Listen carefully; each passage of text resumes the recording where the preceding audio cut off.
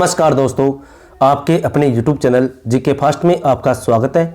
दोस्तों, हमारी NCERT class 6 history की सीरीज चल रही थी, जिसमें हमने 5 वीडियो देख लिए थे, जिसमें हमने 5 लेक्चर पूरे कर लिए। ये आज हमारा छठा लेक्चर है, जिसका नाम है राज्य, राजा और प्राचीन गणराज्य, जिसमें हम 20 महत्वपूर्ण प्रश्नों के बारे में चर्चा करेंगे, जो आने वाली एग्जाम के लिए बहुत ही इंपॉर्टेंट है। कुछ क्वेश्चन एग्जाम में पूछे गए और कुछ क्वेश्चन पूछे जाने की प्रबल संभावना है। अगर ऐसे ही वीडियो चाहते हो तो चैनल को सब्सक्राइब करें, वीडियो अच्छा लगे तो ही इसे लाइक करें, अन्यथा अनलाइक करें। तो शुरू करते हैं। पहला क्वेश्चन है, वैदिक काल के संदर्भ में निम्न कथनों पर विचार कीजिए। कुछ कथन दे रखे, उनमें से सही कथन का चुनाव करना है। पहला कथन है, क्षत्रिय और वैश्य दोनों ही यज्ञ करने का अधिकार प्राप्त था। शूद्रों को अछूत माना जाता था। सभी वर्णों का निर्धारण जन्म के आधार पर होता था। कौन सा कथन सही है? ऑप्शन ए है केवल 1 सही, ऑप्शन बी केवल 2 सही, ऑप्शन सी केवल 1 और 2 से 3 सही, ऑप्शन डी 2 और 3 सही। तो दोस्तों, इसका सही जवाब है ऑप्शन 1 और 3 सही है। यानी क्षत्रिय और वैश्य दोनों को यज्ञ करने का अधिकार प्राप्त था। सभी वर्णों का निर्धारण जन्म के आधार पर होता था। तो इसका सही जवाब है केवल 1 और 3 सही। नेक्स्ट क्वेश्चन है, निम्नलिखित में से कौन से उत्तर वैदिक ग्रंथ हैं? ऋग्वेद, यजुर्वेद, अथर्ववेद, ब्राह्मण ग्रंथ, उपनिषद। नीचे दिए गए कूट का प्रयोग करते हुए सही उत्तर का चयन कीजिए। तो दोस्तों, इसके ऑप्शन है, ए ऑप्शन है 1 और 2 सही, ऑप्शन बी 1, 2, 3 सही, ऑप्शन सी केवल 4 और 5 सही, ऑप्शन डी 2, 3, 4, 5 सही।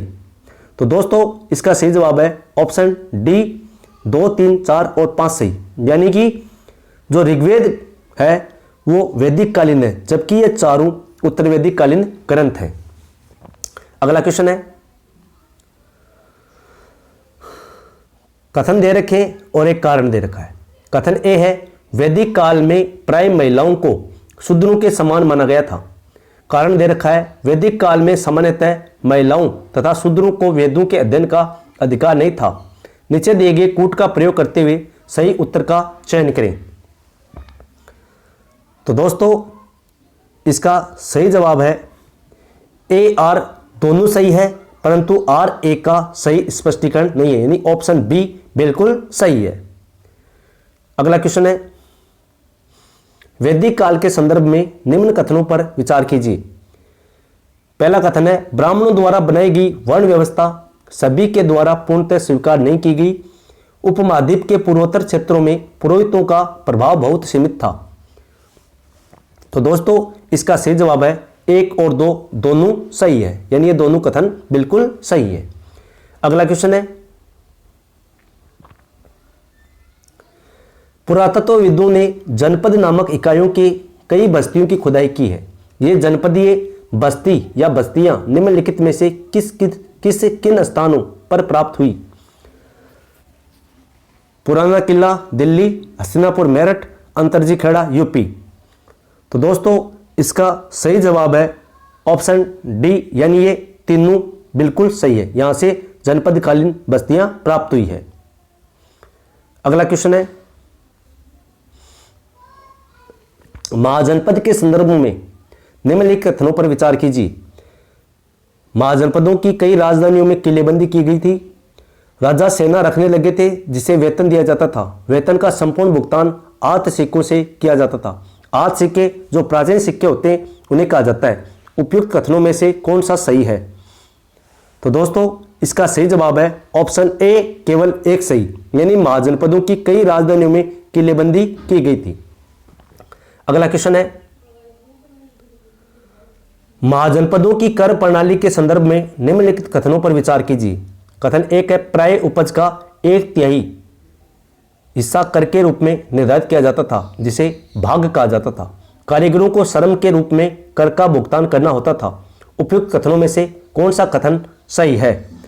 तो दोस्तों इसका सही जवाब है ऑप्शन बी, केवल 2 सही है, यानी कारीगरों को श्रम के रूप में कर का भुगतान करना होता था। अगला क्वेश्चन है, महाजनपदीय कर व्यवस्था के संदर्भ में निम्नलिखित कथनों पर विचार कीजिए। पहला कथन है, पशुपालकों को जानवरों या उनके उत्पाद के रूप में कर देना पड़ता था। दूसरा कथन है, व्यापारियों को सामान खरीदने बेचने पर भी कर देना पड़ता था। तीसरा कथन है, आखेटक और संग्राहक कर से पूर्णतः मुक्त थे। उपयुक्त कथनों में से कौन से सही है? तो दोस्तों इसका सही जवाब है ऑप्शन ए, केवल 1 और 2 सही। अगला क्वेश्चन है, प्राचीन महत्वपूर्ण नगर कौशाम्बी निम्नलिखित में से किस स्थान पर स्थित था? Option A Meerut UP, option B Ghaziabad Uttar Pradesh, option C Allahabad Uttar Pradesh, option D Varanasi Uttar Pradesh. तो दोस्तों इसका सही जवाब है ऑप्शन सी, इलाहाबाद उत्तर प्रदेश। कौशाम्बी को रानी का अभिलेख भी कहते हैं। अगला क्वेश्चन है, महाजनपदीय युग में कृषि क्षेत्र में 2 बड़े परिवर्तन आए थे। इन परिवर्तनों के संदर्भ में निम्नलिखित प्रश्नों पर विचार कीजिए। पहला कथन है, हल के फाल अब लोहे के बनने लगे थे। दूसरा कथन है, लोगों ने धान की कृषि बीज छिड़कर करने की बजाय धान के पौधों का रोपण शुरू किया गया। उपयुक्त कथनों में से कौन सा कथन सही है? तो दोस्तों इसका सही जवाब है ऑप्शन सी, 1 और 2 दोनों सही है। अगला क्वेश्चन है, मगध के संदर्भ में निम्नलिखित कथनों पर विचार कीजिए। और कथन 1 है, गंगा और 100 नदियां मगध से होकर गुजरती थी। दूसरा कथन है, मगध का एक हिस्सा जंगलों से भरा था। तीसरा कथन है, इस क्षेत्र में लोहा एस्क की खदानें थी। उपयुक्त कथनों में से कौन सा कथन सही है?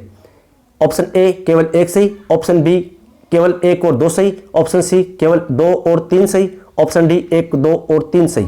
तो दोस्तों इसका सही जवाब है ऑप्शन डी, 1, 2, 3, यानी तीनों सही है। अगला प्रश्न है, निम्नलिखित में से कौन सा मगध का शासन नहीं रहा था? यानी मगध का शासक कौन सा नहीं रहा था? तो दोस्तों इसका सही जवाब है प्रसेनजीत, यानी ऑप्शन बी, प्रसेनजीत मगध का शासक नहीं रहा था। अगला क्वेश्चन है, निम्नलिखित में से कौन से नगर मगध की राजधानी कभी नहीं रहा? राजगृह, पाटलिपुत्र, श्रावस्ती। सही उत्तर का चयन कीजिए। तो दोस्तों इसका सही जवाब है ऑप्शन सी, श्रावस्ती, यानी श्रावस्ती कभी भी मगध की राजधानी नहीं रहा। अगला प्रश्न है,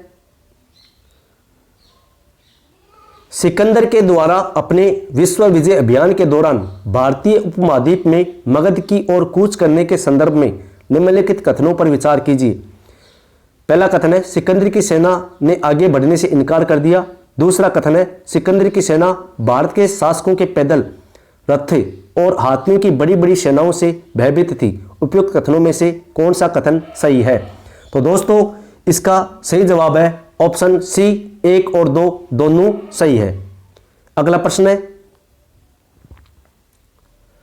मगध के निकट वज्जी राज्य था। वज्जी की राजधानी निम्नलिखित में से कौन सी थी? तो दोस्तों इसका सही जवाब है ऑप्शन ए, वैशाली वज्जी की राजधानी थी। अगला प्रश्न है, गण या संघ के संदर्भ में निम्नलिखित कथनों पर विचार कीजिए। पहला कथन है, एक ही शासक के अधीन एक विशाल राज्य क्षेत्र गण या संघ कहलाता था। बुद्ध और महावीर दोनों ही गण एवं संघ से संबंधित थे। उपयुक्त कथनों में से कौन सा कथन सही है? तो दोस्तों इसका सही जवाब है ऑप्शन बी, केवल 2, यानी बुद्ध और महावीर दोनों गण व संघ से संबंधित थे। अगला प्रश्न है, गणों या संघों पर निम्नलिखित में से किस शासक ने विजय प्राप्त की थी? तो दोस्तों इसका सही जवाब है ऑप्शन बी, गुप्तों ने गणों व संघों पर विजय प्राप्त की थी। अगला प्रश्न है, दीर्घ निकाय निम्नलिखित में से क्या है? तो दोस्तों इसका सही जवाब है दीर्घ निकाय एक बौद्ध ग्रंथ है। अगला प्रश्न है, अजातशत्रु वज्जी संघ पर आक्रमण करना चाहता था। उसने उस विषय पर सलाह के लिए अपने मंत्री को बुद्ध के पास भेजा था। अजातशत्रु ने उस मंत्री का नाम निम्नलिखित में से क्या था? तो दोस्तों इसका सही जवाब है ऑप्शन सी, वस्कार। वस्कार को अजातशत्रु ने बुद्ध के पास भेजा था क्योंकि अजातशत्रु वज्जी पर आक्रमण करना चाहता था। अगला प्रश्न है, बौद्ध धर्म के संस्थापक कौन थे? ऑप्शन सी है महात्मा बुद्ध, जो बौद्ध धर्म के संस्थापक थे। तो धन्यवाद दोस्तों, मिलते हैं अगले वीडियो में, तब तक के लिए जय हिंद, जय भारत, वंदे मातरम।